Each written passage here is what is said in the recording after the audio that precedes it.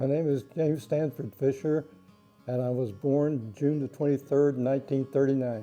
I was born in Cumberland County, North Carolina. I was with the 502nd Military Intelligence Battalion.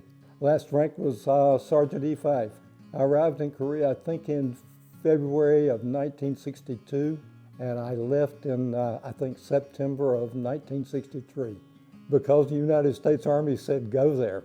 It was a shock. I thought I would be going to Germany, but most of my class in training went to Korea.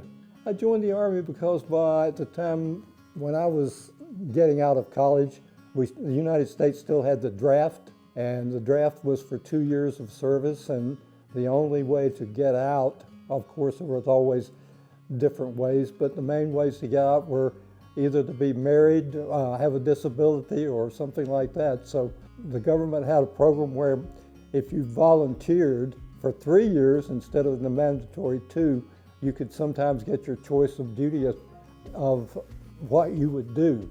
And I was able to get something associated with, military intelligence, which I thought would be a little bit better duty than being in the infantry, to be honest with you. So that's what I did.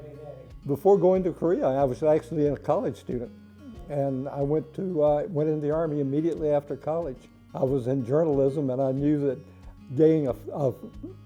I think the most fortunate thing that happened to me in the Army was I was worked with a lot of very intelligent and educated interpreters, and I asked questions, and they gave me a lot of answers about Korean culture and history, and made me realize that my education up to that point had been very Eurocentric.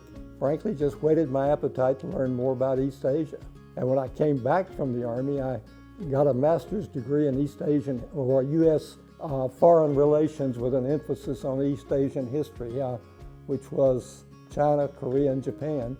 But unfortunately, I was pretty far behind on languages, but also there was not a whole lot in English and on Korean history at that time, believe it or not, because it's really changed in the last 50 years.